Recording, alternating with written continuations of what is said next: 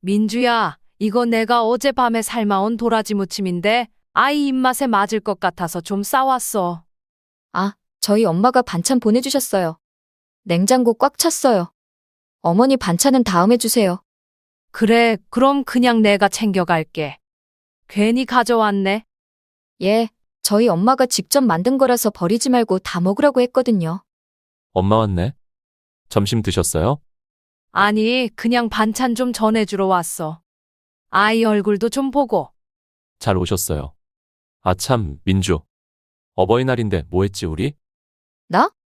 엄마한테 꽃다발 보내고 저녁도 같이 먹었는데? 그래, 친정에 다녀왔구나. 잘했어. 이번에 유럽 패키지 여행 보내드렸어요. 부모님, 오빠네까지 몽땅. 진짜? 그 돈은 어디서 났어? 대출 좀 받았죠. 뭐, 며느리는 발톱을 깎으면서 말을 합니다. 맞다. 어머니 냉장고 안에 어머니 드리려고 케이크 사놨어요. 맛있게 드세요. 슈퍼에서 1+1 행사하길래 하나는 우리 엄마 드리고 남은 거 어머니 드리려고 챙겨뒀어요. 유통기한은 아직 안 지났으니까 걱정 마세요. 고맙다. 뭐라도 챙겨줘서. 그러게요.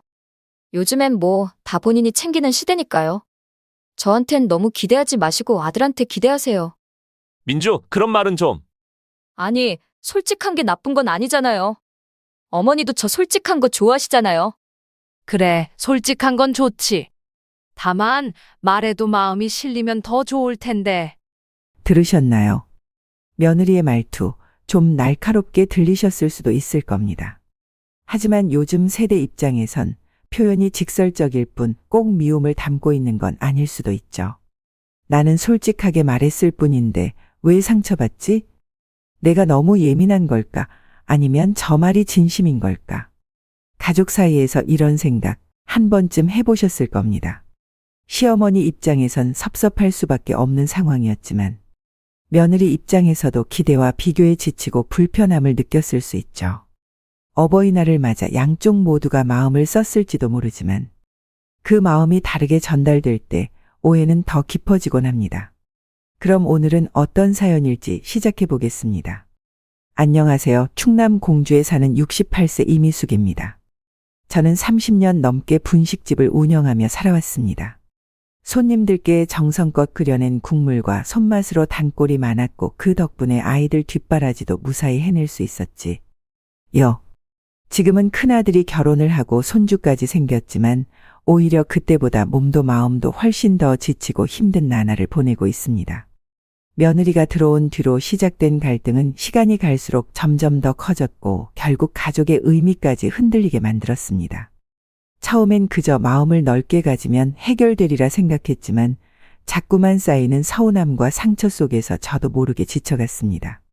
이야기를 시작하기에 앞서 제 사연이 여러분께 작은 공감이 되길 바라며 따뜻한 댓글과 위로의 말씀 부탁드립니다. 구독과 좋아요는 저에게 큰 힘이 됩니다. 오늘은 아들 부부의 신혼살림부터 시작된 제 희생과 배려가 어떻게 무너졌는지 그리고 그 속에서 제가 어떤 선택을 해야 했는지에 관한 이야기를 들려드리겠습니다. 적금을 든 건 지금으로부터 15년 전쯤이었어요. 큰아들이 취직을 하고 나서부터였죠.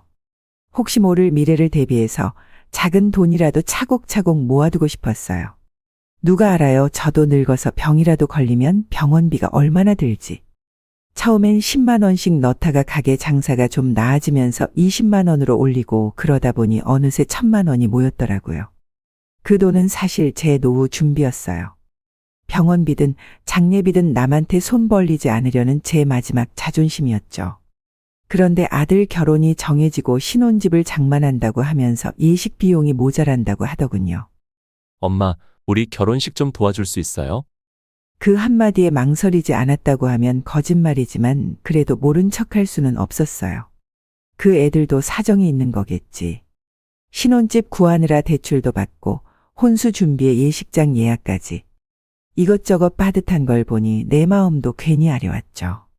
그래서 말도 없이 은행 가서 적금 깨고 1000만 원 송금해줬어요. 그 돈 꼭 결혼식에 잘 써라. 아들은 몇 번이고 고맙다고 했고 며느리도 전화를 걸어 인사를 했어요. 그때는 그게 당연한 일이라고 생각했어요. 부모가 자식을 위해 해줄 수 있는 마지막 큰 선물이라고 믿었으니까요. 결혼 준비는 기쁘면서도 참 조심스러운 일이었습니다. 서로 다른 환경에서 살아온 두 집안이 하나로 엮이는 과정이니 당연한 일일지도 모르죠. 특히 혼수 문제는 예민했습니다. 저는 분명 처음부터 욕심을 내지 않았어요. 그저 아이들 둘이 행복하게 시작하길 바랐습니다. 하지만 이야기가 오가면서 작은 오해가 생기기 시작했어요. 냉장고를 어떤 걸로 할지, 침대를 누가 준비할지, 거실장은 꼭 필요한지. 사소한 이야기들이 어느 순간 날선 말투로 바뀌더니 결국 며느리 쪽에서 섭섭하다는 말이 전해졌어요. 정확히는 시댁에서 너무 무관심한 것 같아요. 라는 말이었죠. 사실 저도 서운했습니다. 예단이야 양쪽 다 간소화하자고 해서 생략했지만 그래도 부모로서 최소한의 성의는 보였다고 생각했거든요. 그런데 무관심이라니. 가슴이 철렁 내려앉았습니다. 내가 뭘 잘못했을까? 말을 좀 더 따뜻하게 했어야 했나? 혼자서 며칠을 곱씹으며 자책했습니다. 그러다 어느 날 저녁 전화를 걸었습니다. 민주야, 너 마음 많이 상했지? 미안하다. 어머닌 그런 뜻이 아니었단다. 제가 먼저 말문을 열었습니다. 며느리는 잠시 조용하다가 작게 대답했습니다. 괜찮아요, 어머니. 저도 예민했던 것 같아요. 그 통화가 끝나고 나서도 마음이 쉽게 가라앉지 않았습니다. 내가 잘하고 있는 걸까? 정말 아이들 위해서라면 자존심 같은 건 내려놓아야 하는 걸까? 그날 밤 오래된 수첩을 꺼내서 또다시 계산기를 두드렸습니다. 이번엔 신혼집 인테리어 공사 얘기가 나왔거든요. 며느리가 직접 하겠다고 나서더군요. 이사 당일은 초여름 햇살이 무겁게 내려앉은 날이었습니다. 아침부터 이삿짐 차량이 도착하고 사람들의 움직임은 무척 분주했습니다. 원래는 아들이 함께 도와줄 줄 알았지만 갑작스럽게 회사 일정이 생겨갈 수 없다고 했습니다. 어머님 미안해요. 오늘 회의가 생겨서 못 가게 됐어요. 민주랑 잘 부탁드릴게요. 아들이 말했습니다. 저는 알겠다고 했지만 마음 한구석이 씁쓸했습니다. 짐이 많지는 않았지만 정리해야 할 것들이 끝이 없었습니다. 주방 살림과 이불부터 시작해서 자잘한 생활용품까지 박스 속에 가득 들어 있었고 각종 가구는 따로 조립해야 했습니다. 며느리와 단둘이서 그 많은 짐을 하루 종일 정리했습니다. 무거운 상자를 들고 옷장을 조립하고 커튼을 달며 방을 정돈했습니다. 저는 무릎이 아파 무거운 것을 들 때마다 주춤했지만 멈출 수 없었습니다. 며느리는 조용히 자기 할 일을 했고 저도 묵묵히 손을 놀렸습니다. 점심시간이 훌쩍 지나도록 아무 말도 없었습니다. 며느리도 저도 밥 이야기를 꺼내지 않았습니다. 간간히 물만 한 모금씩 마시고 다시 일에 매달렸습니다. 손끝은 점점 저릿했고 허리는 굽은 채로 시간이 흘렀습니다. 며느리는 가끔 휴대폰을 들여다보았고 저는 말없이 먼지를 닦아냈습니다. 친정 엄마가 전화했네요. 오늘 오실 수도 있어요. 며느리가 말했습니다. 저는 고개를 끄덕이며 괜찮다고 했습니다. 그날 저녁 집에 돌아와 씻고 누웠지만 몸이 천근만근이었습니다. 다리가 후들거리고 손이 저려 잠이 쉽게 오지 않았습니다. 그날 하루 말은 적었지만 속마음은 더욱 복잡하고 무거웠습니다. 손주가 태어난 날은 비가 부슬부슬 내리던 늦가을이었습니다. 산모도 아이도 건강하다는 연락을 받고 한참을 안도의 한숨을 내쉬었습니다. 그 아이를 처음 본 건 병원 신생아실에서였습니다. 작은 주먹을 쥐고 곤히 잠든 아이를 유리창 너머로 바라보며 저도 모르게 눈물이 고였습니다. 고생 끝에 얻은 생명이니 잘 자라주기만 하면 바랄 게 없었습니다. 몇 주 지나고 산후조리원이 끝나갈 무렵 아들이 조심스럽게 부탁을 했습니다. 엄마, 민주도 복직 준비도 해야 하고 우리 둘 다 일해서 애 맡길 데가 없어요. 아들이 말했습니다. 저는 대답 대신 가게 문을 닫을 준비를 시작했습니다. 오랫동안 일군 분식집이었지만 한동안 쉬자고 마음을 먹었습니다. 짐을 정리하면서 서랍 속에 오래된 영수증, 손님이 주고 간 메모들, 낡은 냄비를 하나하나 바라보다 보니 마음이 먹먹했습니다. 시골집 대문을 잠그는 순간 이상하게도 발걸음이 무거웠습니다. 서울행 기차에 몸을 실으며 창밖을 보았고 긴 이별을 시작하는 느낌이 들었습니다. 서울살이에 익숙해질 틈도 없이 하루가 순식간에 흘러갔습니다. 아침 7시면 아이가 눈을 뜨고 울기 시작했습니다. 젖병을 소독해 분유를 타고 이유식을 준비했습니다. 쌀가루를 풀고 채소를 다져 익힌 다음 조심스럽게 식혀 작은 숟가락으로 떠먹였습니다. 밥을 먹고 나면 다시 기저귀를 갈고 아이가 잠들기 전까지는 안고 흔들고 노래를 불러야 했습니다. 잠들었다고 마음을 놓으면 안 됐습니다. 한참 자다 깨서 칭얼대는 일이 다반사였습니다. 그럴 땐 다시 안아들고 복도 끝까지 왔다 갔다 하며 토닥였습니다. 아이가 자는 사이엔 어질러진 장난감을 정리하고 바닥을 닦고 세탁기 돌린 빨래를 널었습니다. 가끔 소파에 등을 붙이면 눈이 스르르 감겼지만 그 순간에도 아이가 우는 소리에 깜짝 놀라 일어났습니다. 며느리는 요즘 자격증 공부를 한다고 했습니다. 어머니, 저녁엔 공부 좀 더 해야 해서요. 아이 좀만 더 봐주실 수 있을까요? 며느리가 말했습니다. 저는 알겠다고 대답했습니다. 처음엔 대단하다 싶었습니다. 아이 키우면서 공부까지 하는 게 어디 쉬운 일인가요?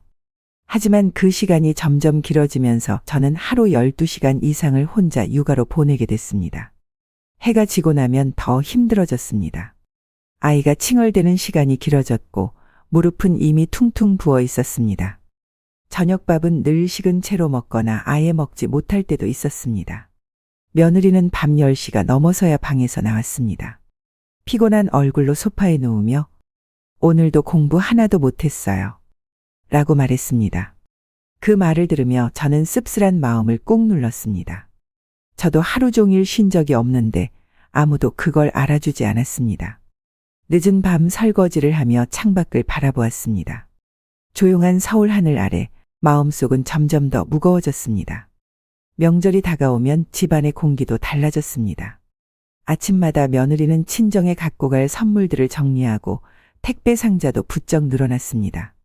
저는 아이 이유식 재료를 챙기고 평소보다 좀 더 부지런히 집안을 닦았습니다.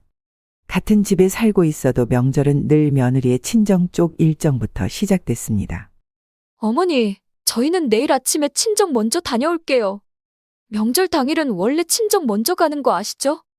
며느리가 말했습니다. 아들은 옆에서 말없이 고개만 끄덕였습니다.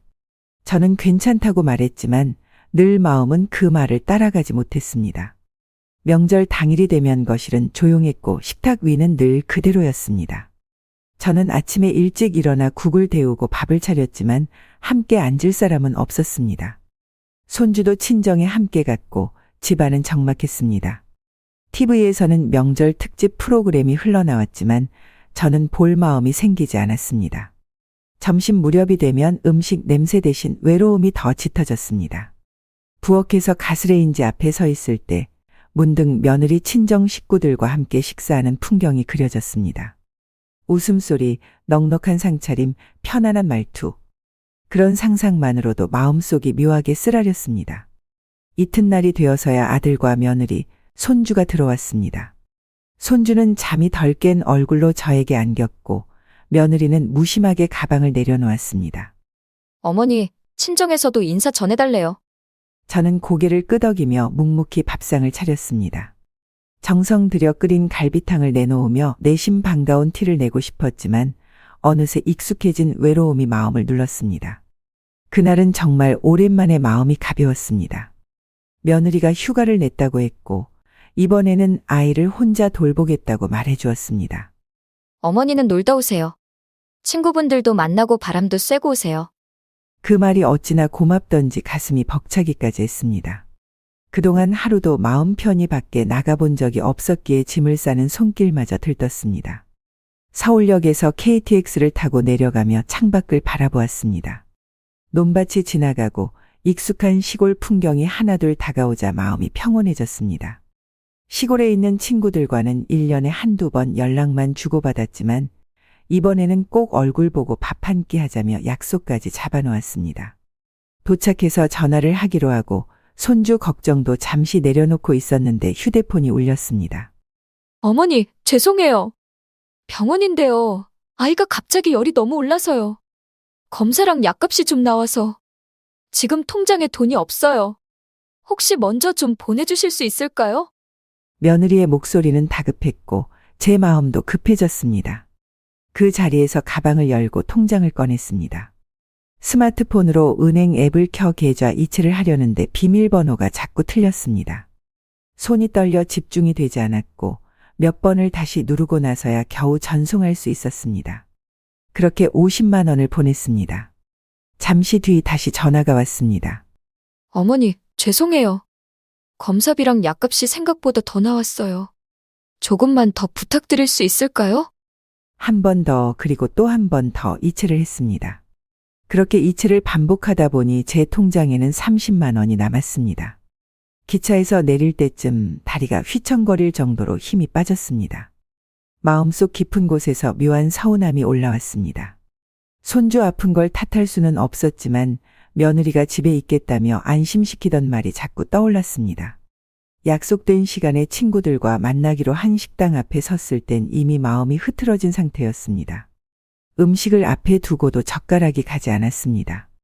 친구들이 묻기에 아무렇지 않은 척 웃으며 넘겼습니다. 어쩌다 보니 병원비를 좀 보내느라. 하하. 그래도 아이가 괜찮다니 다행이야. 하지만 마음 깊은 곳에서는 어떤 허탈함이 조용히 자리 잡고 있었습니다. 돌아오는 기차 안에서는 아무 생각도 들지 않았습니다. 창밖으로 지는 해를 바라보며 스스로에게 여러 번 말했습니다. 그래, 그럴 수 있지. 그래도 아프지 않고 잘 자라는 게 어디냐고. 하지만 반복되는 일들 속에서 어느새 제 생활은 사라졌고 통장 잔액만이 제 마음처럼 점점 줄어들고 있었습니다. 누구도 알아주지 않았고 누구도 고맙다는 말을 먼저 하지 않았습니다. 그날 밤은 평소보다 유난히 조용했습니다. 저녁을 먹고 손주를 재운 뒤 아들과 둘이 거실에서 뉴스를 보며 시간을 보내고 있었습니다. 며느리는 회식이 있다고 아침부터 말해두었고 평소보다 늦을 거라고 했기에 그냥 그런가 보다 했습니다. 시계를 보니 밤 10시를 넘어가고 있었습니다.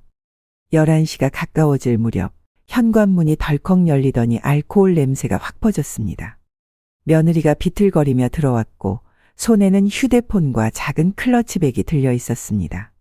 저는 자리에서 일어나 인사라도 하려 했지만 며느리는 저를 힐끔 쳐다보더니 그대로 거실을 지나갔습니다. 아들도 당황한 듯 일어나 며느리를 붙들었습니다. 괜찮아? 너무 마신 거 아니야? 아들이 물었습니다. 그러자 며느리는 갑자기 큰 소리로 대꾸했습니다. 야, 이 새끼야. 내가 나한테 해준 게 뭐 있는데. 내가 너 때문에 짜증이 나서 그래. 그 말에 순간 거실 공기가 얼어붙었습니다. 저는 너무 놀라 말을 잇지 못했고 아들은 당황해 그녀를 진정시키려 했었습니다. 그런데 며느리는 저를 향해 고개를 돌리며 한마디를 더 내뱉었습니다. 그리고 어머니는 왜 집에 데리고 들어와서 날 이렇게 화나게 만들어? 그 말은 정말 충격이었습니다. 제 귀를 의심할 만큼 당황스러웠고 가슴 한쪽이 저릿하게 아려왔습니다. 저를 불편하게 여겼다는 사실보다 그걸 술김에 저리도 쉽게 내뱉는 말투의 마음이 서서히 무너졌습니다. 아들은 곧장 저를 바라보며 사과했습니다. 엄마, 미안해. 술 취해서 그런 거니까 너무 신경 쓰지 마. 저는 괜찮다며 고개를 끄덕였지만 그날 밤은 쉽게 잠들 수 없었습니다. 방에 들어와 불도 켜지 않고 누운 채로 천장을 바라봤습니다. 며느리의 얼굴이 떠오르고 그녀의 말이 귓가를 맴돌았습니다. 이 집에서 나는 어떤 존재일까? 나는 지금 누구를 위해 참고 있는 걸까? 술 취한 말이라 해도 진심이 없었으면 나올 수 없는 말이라는 생각이 들었습니다. 다음 날 아침 아들은 부스스한 얼굴로 부엌으로 나왔고 저는 해장국을 끓여놓고 있었습니다. 엄마, 어제는 정말 미안했어. 걔는 어제 기억도 못 하더라고. 좀 이해해줘. 아들이 그렇게 말했지만 저는 아무 대꾸도 하지 않았습니다. 마음속에 쌓인 무언가는 해장국 국물처럼 따뜻해지지 않았습니다. 잠시 뒤 며느리가 일어나 나왔고 어제와는 전혀 다른 평온한 얼굴이었습니다. 어머니, 국물 맛있네요. 감사합니다. 그 말에 저는 억지 미소를 지었지만 속으론 복잡한 마음을 감추기 바빴습니다. 어제 있었던 일들이 꿈이었으면 좋겠다고 생각했지만 꿈이 아닌 현실이라는 건 너무 분명했습니다. 그날 이후로 저는 며느리와 눈을 마주치는 일이 점점 줄어들었습니다. 무슨 말부터 해야 할지도 몰랐고 말을 아끼는 게 더 나아 보였습니다. 그렇게 애써 쌓은 평온이 조용히 흔들리기 시작했습니다. 5월 8일은 아무 생각 없이 시작된 날이었습니다. 어버이날이라고는 하지만 누군가 챙겨주겠지 하는 기대 같은 건 하지 않았습니다. 그저 손주 이유식 만들고 집 정리하고 조용히 하루를 보내려던 참이었습니다. 그러다 아들이 퇴근하면서 말했습니다. 엄마, 오늘 저녁엔 외식 어때요? 맛있는 거 먹으러 가요. 뜻밖의 말이었지만 반가웠습니다. 한참 만에 가족 외식이라는 말에 마음이 살짝 설렜습니다. 해가 뉘엿하게 질 무렵 준비를 마치고 식당으로 향했습니다. 며느리도 오랜만에 화장도 하고 차분한 옷차림으로 함께 나섰습니다. 아들과 손주, 셋이 함께 걷는 모습을 보며 괜히 마음이 뭉클해졌습니다. 도착한 레스토랑은 근사하진 않아도 분위기 있는 곳이었습니다. 메뉴판을 보며 뭘 먹을까 고르는 것도 오랜만이었습니다. 음식이 하나둘 나오는 사이 아들이 작은 봉투와 꽃다발을 꺼내 제게 내밀었습니다. 엄마, 어버이날이잖아요. 항상 고마워요. 그 말에 며느리도 말없이 웃으며 고개를 끄덕였습니다. 꽃다발은 분홍빛이 도는 장미였고 봉투 안에는 손편지가 들어있었습니다. 아들의 글씨로 쓰인 편지는 짧았지만 정성이 묻어났습니다. 엄마 덕분에 지금 우리가 있습니다. 늘 감사해요. 오래오래 건강하세요. 글자를 하나하나 읽으며 속으로 여러 감정이 스쳤습니다. 지금껏 지나온 날들 그리고 오늘 이 순간까지 견뎌온 시간들이 모두 떠올랐습니다. 식사를 마치고 집으로 돌아오는 길은 조용했습니다. 손주는 유모차에서 잠들었고 아들과 며느리는 낮은 목소리로 대화를 나누고 있었습니다. 저는 조용히 그 뒤를 따라 걸었습니다. 집에 도착해 식탁 위에 꽃을 올려두고 손편지는 책상 서랍에 곱게 넣었습니다. 오랜만에 행복하다고 느낀 하루였습니다. 이제는 좀 나아지려나. 조금씩 서로 이해하면서 갈 수 있겠지. 그렇게 마음을 다잡으며 불을 끄고 방으로 들어갔습니다. 며칠이 지나고 나서였습니다. 점심을 먹고 손주와 함께 마당에 나가 햇볕을 쬐다가 집으로 들어오던 중이었습니다. 문 옆 우편함을 열었는데 두툼한 봉투 하나가 눈에 띄었습니다. 보라색 글씨로 채무 통지서라고 적혀 있었습니다. 처음에는 광고겠거니 하고 넘기려 했지만 발신인을 보는 순간 손끝이 굳어졌습니다. 은행에서 온 등기였습니다. 조심스럽게 봉투를 뜯었습니다. 대출이자 연체 3개월 이상 미납. 조만간 신용불량자로 등재될 수 있다는 경고 문구가 굵은 글씨로 적혀 있었습니다. 순간 머릿속이 하얘졌습니다. 이게 무슨 일인가 싶었습니다. 집에 들어와 문서를 다시 펼쳐보았고 거기에 적힌 주소와 이름이 분명 저희 집과 가족 이름이 맞다는 걸 확인했습니다. 저는 조용히 거실 소파에 앉아 한참을 멍하니 있었습니다. 그동안 무슨 일이 있었던 건지 도무지 알 수가 없었습니다. 저녁이 되어 아들이 퇴근하자 조심스럽게 말을 꺼냈습니다. 도혁아, 혹시 요즘 집 형편이 많이 어려운 거니? 이게 대출 연체라고 하더라. 아들은 서류를 받아보더니 고개를 갸웃했습니다. 이상하네. 며느리가 매달 갚고 있을 텐데요. 왜 이런 게 날아왔을까요? 아들의 말은 담담했고 당황한 기색도 없었습니다. 저는 더 물을 수 없었습니다. 며느리를 기다려야겠다고 생각했습니다. 그날 밤 며느리는 10시가 넘어서야 들어왔습니다. 피곤한 얼굴이었지만 제 눈은 며느리의 손끝 하나하나에 닿아 있었습니다. 어머니, 왜 그러세요? 저는 조용히 대출 고지서를 보여주었습니다. 잠깐 멈칫한 며느리는 생각보다 덤덤하게 말했습니다. 아, 통장에 돈이 없는 걸 깜빡했네요. 금방 다시 갚을 거예요. 걱정 안 하셔도 돼요. 그 한마디에 가슴이 답답해졌습니다. 깜박했다는 말 한마디로 넘기기엔 너무 큰일이었습니다. 만약 제 이름으로 된 것이었다면 어땠을까?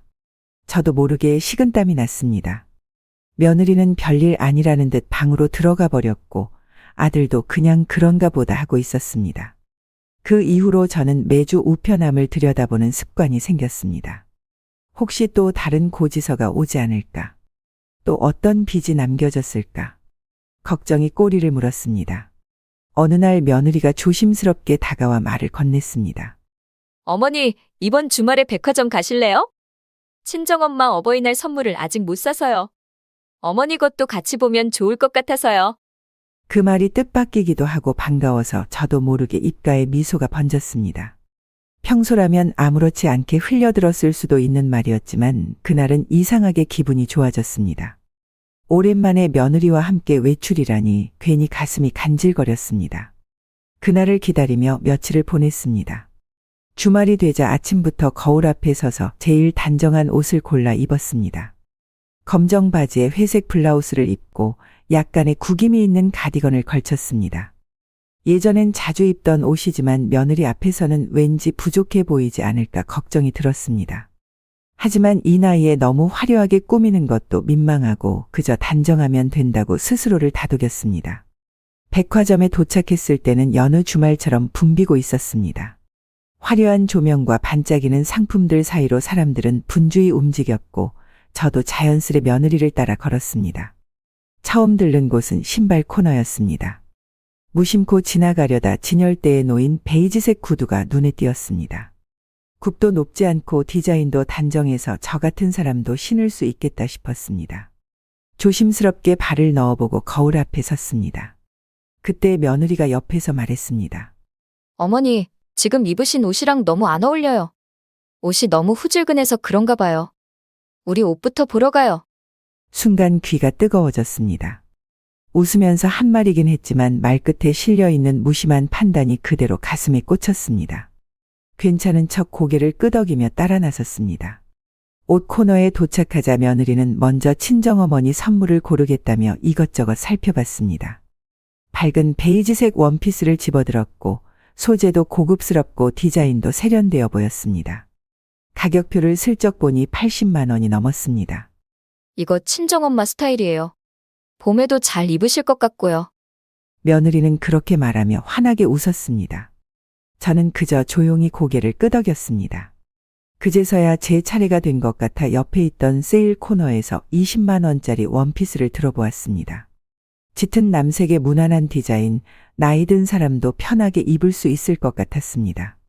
조심스럽게 며느리에게 보여주며 말했습니다. 이건 어떠니?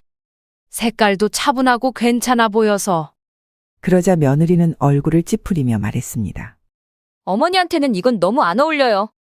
왜 이런 걸 입으시려는 거예요? 그 말투는 너무나 단호했고 생각보다 차가웠습니다. 저는 들고 있던 옷을 조용히 내려놓고 그럼 안 살래.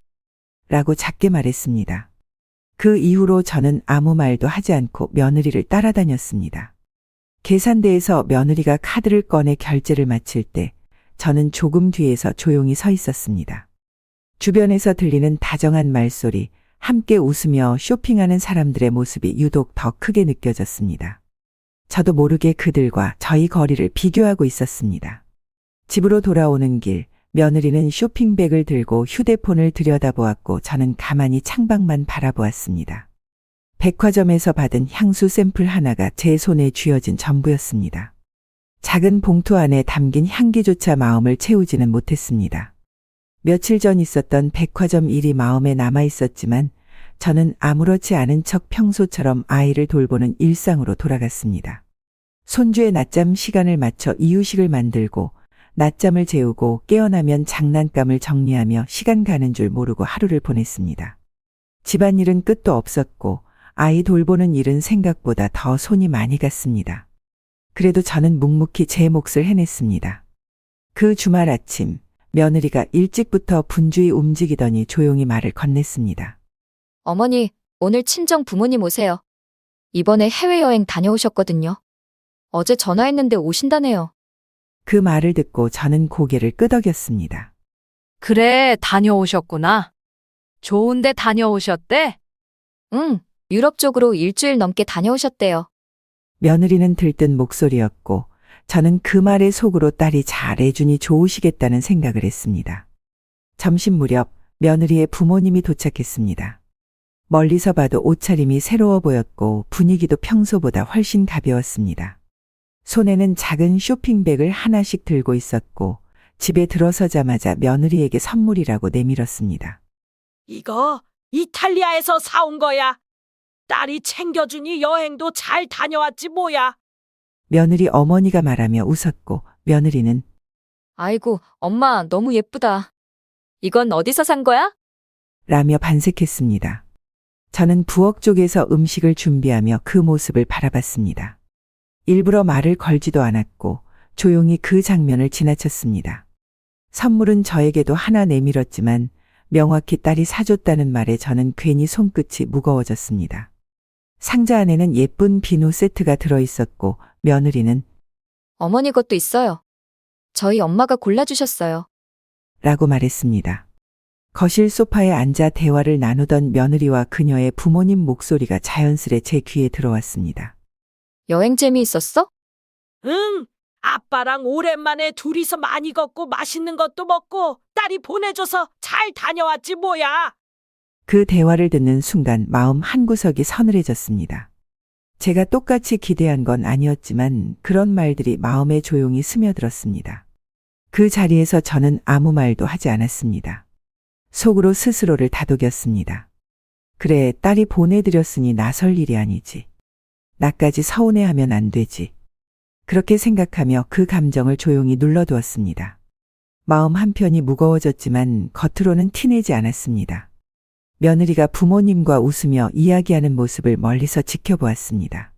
그날 저녁 식탁을 함께 차리며도 저는 며느리에게 아무 말도 하지 않았습니다. 굳이 속마음을 드러낸다고 달라질 것도 없고 오히려 괜한 갈등이 생길까봐 조심스러웠습니다. 대신 손주가 좋아하는 반찬을 하나 더 만들며 생각을 돌렸습니다. 며느리 친정 부모님이 다녀간 주말 이후 집안은 조용한 듯 보였지만 어딘가 어색한 공기가 감돌기 시작했습니다. 저는 평소와 다름없이 손주를 돌보고 부엌을 정리하고 아이 장난감을 정돈하며 하루하루를 보냈습니다. 겉으로 보기엔 아무 문제 없어 보였지만 아들과 며느리의 눈빛이 예전 같지 않았습니다. 말수도 줄었고 함께 있는 시간이 있어도 대화는 짧고 건조했습니다. 며칠이 지나던 어느 저녁 저는 방 안에서 조용히 빨래를 개고 있었습니다. 거실에서 갑자기 큰 소리가 터졌습니다.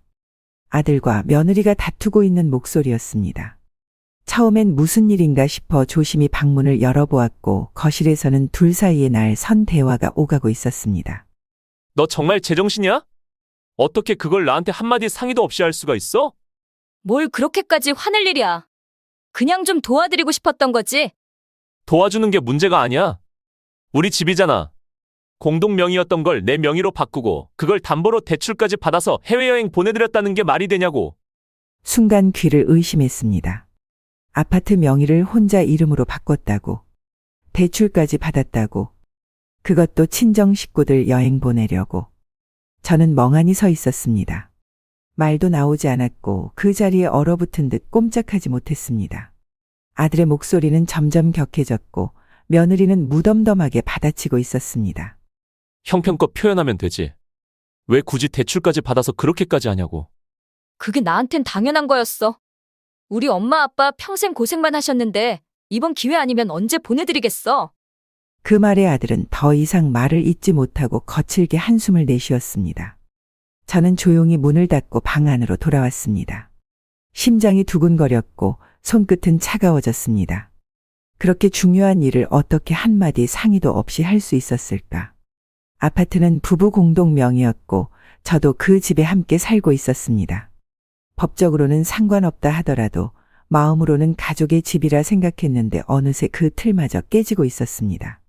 그동안 함께 살아오며 참았던 일들, 눈 감아왔던 말들, 조용히 넘겼던 서운함이 그날 밤 몽글몽글 다시 피어올랐습니다. 잠자리에 누웠지만 도무지 잠이 오지 않았습니다. 집안은 얼어붙은 듯 고요했습니다. 아들은 말없이 방에 들어갔고 며느리는 분주히 외출 준비를 하더니 아무 말 없이 집을 나섰습니다. 저녁도 먹지 않았고 손주도 안고 가지 않았습니다. 저는 그저 멀어지는 발소리를 들으며 부엌에 혼자 앉아 있었습니다. 저녁밥을 차릴 힘이 나지 않아 국 하나만 데워놓고는 냄비 뚜껑을 덮은 채 그대로 불을 껐습니다. 밤이 깊어질수록 불안한 마음이 스멀스멀 올라왔습니다. 아이는 잠들었고 아들도 방 안에서 나오지 않았습니다. 저는 소파에 앉아 창밖을 바라보며 며느리가 언제쯤 돌아올까 생각했습니다. 밖은 이미 어둠이 내려앉았고 도심의 불빛만이 창문을 타고 스며들었습니다. 그리고 자정이 넘었을 즈음 현관문이 벌컥 열렸습니다. 며느리는 술에 취한 채로 들어왔습니다. 비틀거리는 걸음, 심하게 흐트러진 머리, 얼굴엔 화장이 번져 있었습니다. 저는 놀라 자리에서 일어나 며느리를 붙잡으려 했지만 그녀는 손을 뿌리치고 거실로 들어갔습니다. 아들은 소리를 듣고 방에서 나왔고 며느리는 아들을 보자마자 큰 소리로 소리쳤습니다. 네가 나한테 해준 게 뭐가 있냐고. 결혼할 때 손에 물 한 방울 안 묻히게 해주겠다며? 그 말 다 거짓말이었지? 그 말은 날카로웠고 감정이 섞여 있었습니다. 아들은 당황한 듯 멈춰섰고 저는 거실 한쪽에 서서 아무 말도 하지 못했습니다. 며느리는 울먹이면서도 계속해서 아들을 몰아붙였습니다. 나는 애 보느라 시간 다 쓰고 살림에 공부까지 하면서도 늘 외롭다고 느꼈어. 근데 당신은 뭘 했는데? 아무것도 없잖아. 내가 다 했잖아. 말이 이어질수록 그녀의 목소리는 격해졌고 손짓도 커졌습니다. 아들은 조용히 며느리를 바라보다가 말했습니다. 그만하자. 지금 내가 무슨 말을 하고 있는지 알기나 해. 하지만 며느리는 멈추지 않았습니다. 소파에 털썩 앉으며 말했습니다. 당신이 나한테 해준 게 아무것도 없다고 느껴졌어. 그래서 다 내가 알아서 한 거야. 집도 여행도 다. 당신은 내 삶에서 아무 역할도 못했다고. 그 말을 듣는 순간 저는 마음속 깊은 곳이 차가워지는 걸 느꼈습니다. 그동안 조용히 쌓아왔던 갈등이 이렇게 터져 나오는구나 싶었습니다. 처음엔 술에 취해 하는 말이라 생각했지만 그것은 너무 구체적이고 뚜렷한 감정이 담긴 말이었습니다. 아들은 한숨을 길게 내쉬며 다시 방으로 들어갔고 며느리는 거실에서 쓰러지듯 누웠습니다.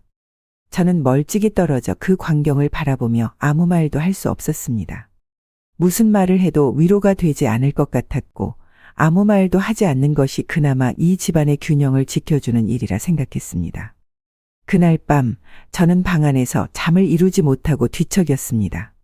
며느리의 말 하나하나가 떠올랐고 아들이 보여준 침묵이 더 마음을 아프게 했습니다. 서로에게 얼마나 지쳐 있었던 걸까? 왜 그 지침이 고스란히 말로 쏟아져야만 했을까? 다음 날 아침 며느리는 아무 일 없었다는 듯 부스스한 얼굴로 주방에 나왔습니다. 저는 물을 따르며 아무 말 없이 아들의 방문을 바라보았습니다. 그 문은 여전히 닫혀 있었고 그 안에 담긴 아들의 심정을 저는 감히 짐작할 수조차 없었습니다. 그날 이후 이 집에는 대화가 사라졌습니다. 며느리는 핸드폰만 들여다봤고 아들은 책상 앞에만 앉아 있었습니다. 그 침묵 속에서 저는 혼자서 아이를 돌보며 점점 더 가시방석 위에 앉은 기분이 들었습니다. 며느리와 아들이 말없이 지낸 지도 어느덧 한 달이 지나고 있었습니다. 아침이면 아들은 조용히 출근하고 며느리는 늦게야 방에서 나왔습니다. 함께 밥을 먹는 일도 드물어졌고 서로 눈도 잘 마주치지 않았습니다. 그 사이 저는 아이를 돌보며 하루하루를 버텼습니다. 집안은 겉보기엔 평온했지만 조금만 건드리면 무너질 것 같은 얇은 유리 위에 서 있는 기분이었습니다. 그러던 어느 날 저녁이었습니다. 손주를 재우고 설거지를 막 마치려던 찰나였습니다. 현관문이 거칠게 열리는 소리가 들렸습니다. 저는 깜짝 놀라 고무장갑을 벗고 현관 쪽으로 달려갔습니다. 그리고 그 순간 제 눈앞에 펼쳐진 광경은 말 그대로 충격 그 자체였습니다. 아들이 헝클어진 머리에 며느리를 거칠게 끌고 들어오고 있었습니다. 며느리는 팔을 휘저으며 저항했고 아들은 이마에 핏줄이 선명히 도드라진 채 이를 악물고 있었습니다. 저는 다급히 뛰어가 둘 사이를 막으며 외쳤습니다. 도혁아, 뭐 하는 거야? 이게 무슨 짓이야? 무슨 일이야? 아들은 숨을 몰아쉬며 제 쪽을 바라보았습니다. 목소리는 떨렸고 눈은 붉게 충혈돼 있었습니다. 엄마, 방금 내가 우리 집 앞에서 저 여자 차 안에서 다른 남자랑 키스하는 걸 봤어. 내 눈으로 직접 봤다고. 순간 머릿속이 하얘졌습니다. 현실인지 꿈인지 분간이 되지 않았습니다. 눈앞이 아득해졌고 며느리는 고개를 숙인 채 아무 말도 하지 않았습니다. 아들의 숨소리만 거실을 메우고 있었습니다. 저는 믿고 싶지 않았습니다. 그게 정말이야? 차에서 진짜 그런 걸 봤단 말이야? 며느리는 고개를 숙인 채 아무 말도 하지 않았습니다. 저는 그 광경이 무서웠습니다. 아들의 손이 며느리 쪽으로 갈까봐 그날 무언가 큰일이 벌어질 것 같아 가슴이 철렁했습니다. 저는 황급히 아들의 팔을 잡았습니다. 도혁아, 안 돼. 지금은 안 돼. 제발 진정해. 엄마 부탁이야. 들어가서 있어. 하지만 아들은 팔을 뿌리치며 말했습니다. 들어가라고? 엄마, 지금 이게 들어간다고 될 일이야? 나한테 이게 무슨 모욕인지 아셔? 난 끝까지 믿고 있었는데 저런 여자가 날 이렇게 만들 줄 몰랐어. 그 말을 듣는 순간 아들의 눈빛이 흔들리는 게 느껴졌습니다. 저는 온 힘을 다해 그 아이를 밀다시피 방으로 들여보냈습니다. 문을 닫고 등을 기대어 선 순간 눈물이 났습니다. 아들이 그렇게까지 분노하는 모습을 처음 봤기 때문입니다. 잠시 후 저는 다시 거실로 나갔습니다. 며느리는 여전히 말없이 소파에 앉아 있었습니다. 저는 조심스럽게 그녀 옆에 앉아 말했습니다. 너무 놀라서 묻지도 못했는데. 근데 사실 확인은 해야겠다. 진짜야? 내가 다른 남자랑 차에서 그런 거 했다는 게 사실이니? 그 말에 며느리는 잠시 눈을 감더니 조용히 고개를 끄덕였습니다. 네, 맞아요. 근데 그게 깊은 관계는 아니었어요. 그냥 우연히 만났는데 마음이 약해졌던 것 같아요. 그 말에 저는 또다시 충격을 받았습니다. 이 모든 걸 그냥이라는 말로 덮을 수 있는 걸까 싶었습니다. 너 지금 그 말이 얼마나 무서운 말인지 알고 있어? 그냥 한 번으로 이 가정이 어떻게 될지 모르겠어? 그 말이 제 입에서 나왔지만 저 스스로도 믿기 어려웠습니다. 그동안 이 아이를 지켜주려고 했던 제 노력이 무너져 내리는 소리 같았습니다. 아들은 방에 들어간 이후 한동안 나오지 않았고 며느리는 소파에 앉은 채 깊게 숨을 몰아쉬었습니다. 집안 전체의 감도는 침묵이 무겁게 내려앉았습니다. 저도 무슨 말을 어떻게 꺼내야 할지 몰라 한참을 부엌에 서서 물잔을 만지작거렸습니다. 아들의 방문이 조심스럽게 열리고 그는 느린 걸음으로 거실로 나왔습니다. 여전히 얼굴은 굳어 있었지만 눈빛에는 어딘가 허탈함이 배어 있었습니다. 아들은 며느리 앞에 앉아 조용히 물었습니다. 왜 그랬어? 대체 왜 그랬는지 이유라도 들을 수 있을까? 그 목소리는 분노보단 지친 사람의 말투에 가까웠습니다. 그 순간 며느리는 한숨을 내쉬며 천천히 입을 열었습니다. 처음엔 그냥 너무 답답했어. 이 집에 들어오는 게 너무 숨막혔고, 아이 돌보고 공부하고 반복되는 일상에 갇힌 기분이었어. 나 혼자만 이 집 안에서 멈춰 있는 것 같았고. 그 말에 아들은 묵묵히 고개를 숙였습니다. 며느리는 말을 이어갔습니다. 그래서 어느 날 그냥 심심해서 카카오톡 오픈 채팅방에 들어갔는데, 지역 모임방 같은 거였고 거기서 알게 된 사람이 있었어. 처음엔 그냥 말상대였는데 자꾸 내 얘기를 들어주고 웃겨주고 어느 순간부터 자꾸 기다리게 되더라. 저는 그 말을 들으며 가슴이 조여왔습니다. 어떻게 이 집안에서 그렇게 외로웠을까? 나는 정말 몰랐던 걸까? 혹시 내 존재가 그 애한텐 짐이었나 싶어 마음이 서늘해졌습니다. 난 이혼할 생각은 없어. 그냥 머리 좀 식히고 싶었던 거야. 너무 답답해서. 내가 잘못한 거 알아. 근데 진심으로 바람 피우려던 건 아니었어. 그냥 같이 있다가 충동적으로 그런 거였어. 그 말을 들은 아들은 손으로 얼굴을 감쌌습니다. 손등 너머로 그의 떨리는 숨소리가 들렸습니다. 며느리는 눈을 마주치지 않은 채 조용히 소파에 등을 기대었습니다. 저는 그 자리를 한 걸음 물러나 멀리서 지켜보며 마음이 무너져 내리는 걸 느꼈습니다. 서로에게 더 이상 할 말이 없어진 순간 거실은 다시 정적에 잠겼습니다. 그 조용한 공간에서 저는 뼈저리게 깨달았습니다. 이 집은 이미 오래전부터 균열이 가 있었고 그걸 우리가 외면하고 있었던 거라는 걸요. 며느리의 외도 사실을 듣고 며칠이 지났지만 집안은 여전히 얼어붙은 공기 속에 갇혀 있었습니다. 아들은 입을 굳게 다문 채 방 안에 틀어박혀 있었고 며느리는 손주를 챙기며 일상인 듯 행동했지만 그녀의 무표정한 얼굴 속엔 어떤 감정도 읽히지 않았습니다. 저는 그들 사이에서 말을 아껴야 했습니다. 말 한마디가 기름이 될까 두려워서 그저 조용히 손주만 바라보며 하루하루를 버텼습니다. 그러던 어느 날 오후 아들은 무거운 걸음을 옮겨 거실로 나왔습니다. 그리고 며느리 앞에 서서 짧지만 단호하게 말했습니다. 정말 더는 못 살겠다. 정이 다 떨어졌어. 너 이 집에서 나가? 그 말은 무게 있게 울렸고 저는 부엌에서 설거지를 하다 말고 귀를 기울였습니다. 하지만 며느리는 놀라지도 않고 바로 되받아쳤습니다.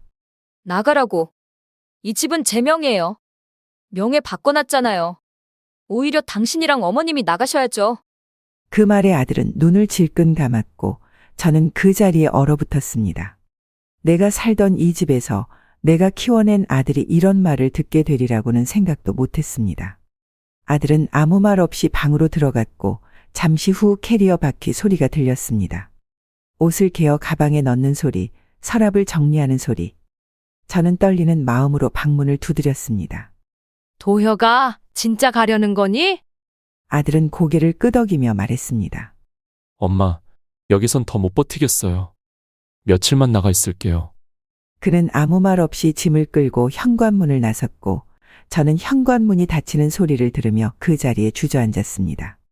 머리가 멍하고 가슴은 쿵 내려앉은 것처럼 텅 비었습니다. 이 집은 언제부터 이런 곳이 되어버린 걸까? 가족이라던 우리 사이엔 이제 대화도 이해도 온기도 사라진 지 오래였다는 걸 새삼 실감했습니다. 한참이 지나서야 정신을 차린 저는 전화를 걸었습니다. 어디야? 어디 있는 거니? 아들은 짧게 대답했습니다. 회사 근처 호텔에 있어. 엄마, 거기 그냥 계셔줘. 며칠만이라도. 내가 정리되면 얘기할게. 그 말에 저는 고개를 끄덕일 수밖에 없었습니다.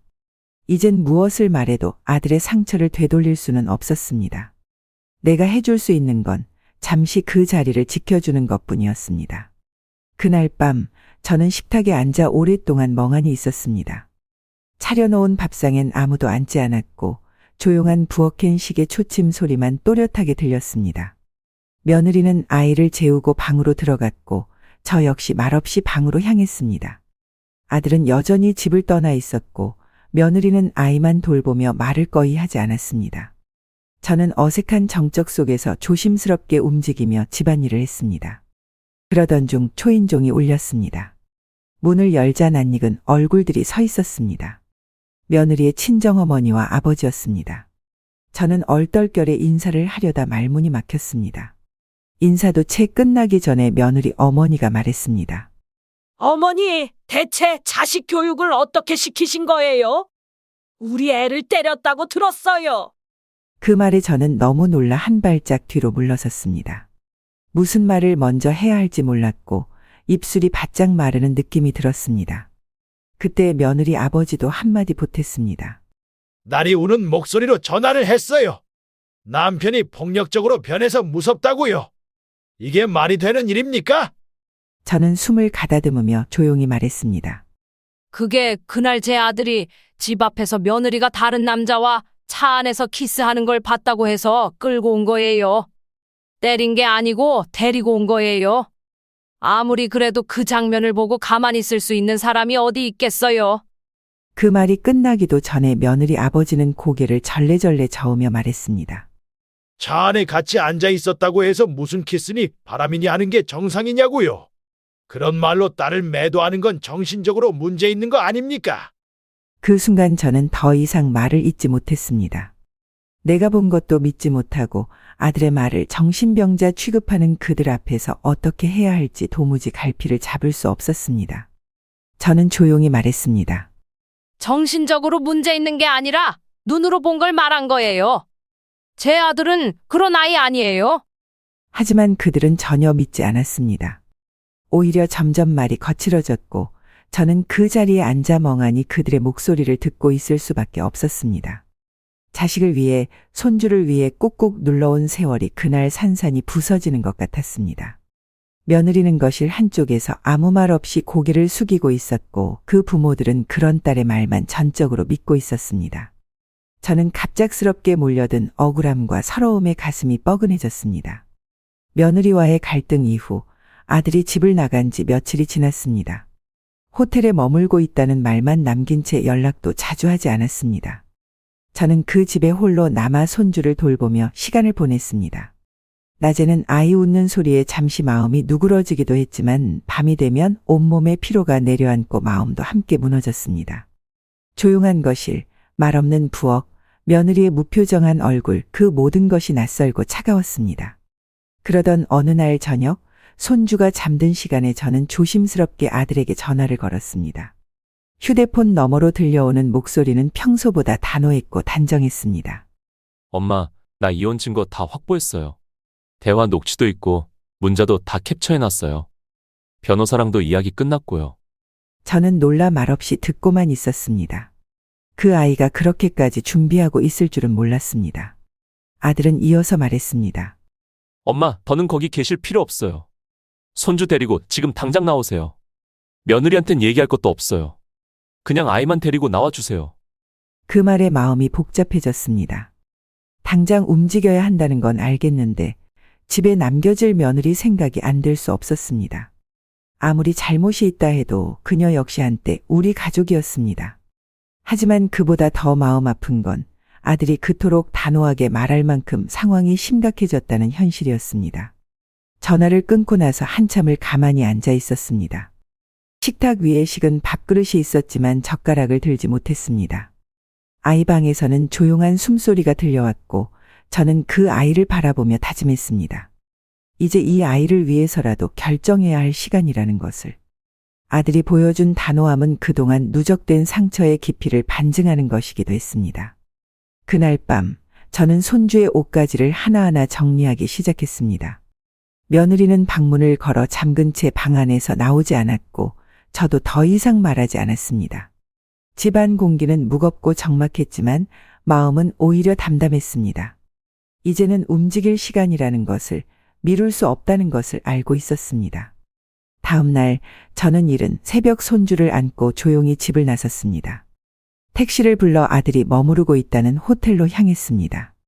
아이는 아직 잠에서 깨지 않았고 제 품에서 얌전히 숨을 고르고 있었습니다. 창밖으로는 해가 막 떠오르고 있었고 저는 이제 정말 이 이야기가 끝을 향해 가고 있다는 것을 느꼈습니다. 아이를 안고 집을 나온 지 며칠이 지났습니다. 아들이 머무르고 있는 호텔 근처의 단기 임대 숙소를 구해 겨우 안정을 되찾고 있던 시점이었습니다.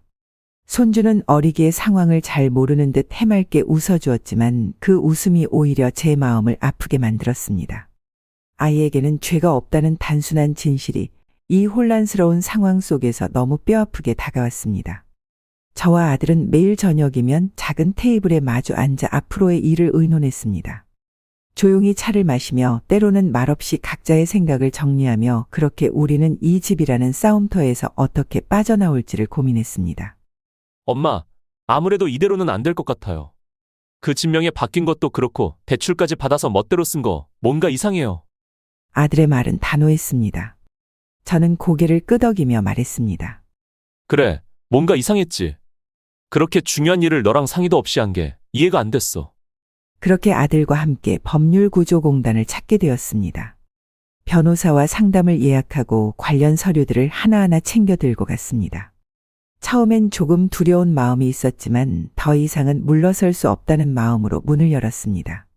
상담실에서 변호사에게 상황을 차분히 설명했습니다. 아들이 가져온 등기부 등본, 명예 변경 계약서, 통장 내역서 그리고 며느리의 서명들이 담긴 문서들을 책상 위에 펼쳤습니다. 변호사는 한참을 들여다보다가 조심스럽게 말을 꺼냈습니다. 이 계약서, 당시 상황과 명예 이전의 절차를 보면 위법 소지가 있습니다. 특히 공동 명의에서 단독 명의로 바뀌는 과정에서 동의 절차가 제대로 이루어졌는지 확인이 필요해 보입니다. 그 말에 아들과 저는 서로를 바라보았습니다.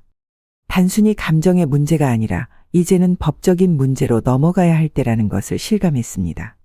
변호사는 이어서 몇 가지 문서를 추가로 요청했고 우리는 며느리가 사용한 공동 생활비 내역까지 정리하기 시작했습니다. 며칠에 걸쳐 문서를 정리하고 추가 상담을 받았습니다. 하나하나 꺼내는 종이마다 제 마음도 함께 무거워졌습니다. 그래도 그동안 무력하게 끌려가기만 했던 시간이 아니라 드디어 우리가 다시 제자리를 찾아가려는 시간이라 생각하니 마음이 조금씩 정돈되어 갔습니다. 엄마, 우리가 지금 이러는 거 너무 늦은 건 아니겠죠? 아들의 그 말에 저는 조용히 대답했습니다. 늦은 게 어디 있니? 지금이라도 바로 잡자. 너도, 아이도, 나도 다 같이 숨 쉴 수 있는 공간이 필요하잖니? 그날 밤 아들과 함께 숙소에서 간단한 저녁을 먹으며 조용히 웃었습니다. 아주 오랜만에 나눈 미소였습니다.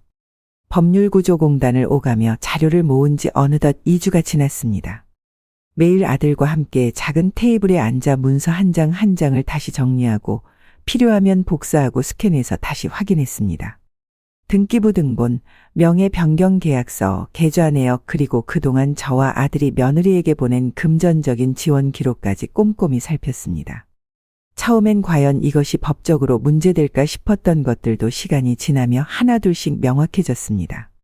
변호사의 조언 아래 확인한 결과 명예 이전 과정에서 심각한 문제점이 발견되었습니다. 우선 가장 큰 문제는 아들이 명예 이전에 대해 형식적인 동의만 했다는 것이었습니다. 며느리가 주도적으로 서류를 준비했고 아들에게는 서류 몇 장만 정리하자 는 식으로 간단히 말한 뒤 급하게 처리했던 일이었습니다. 당시 아들은 상황을 잘 모르고 서명했지만 변호사 말에 따르면 이는 정당한 설명과 의사 확인 없는 동의로 간주될 수 있고 법적으로 충분히 문제 제기할 수 있는 부분이었습니다. 또 하나는 공동생활 자금이 사용된 내역이었습니다.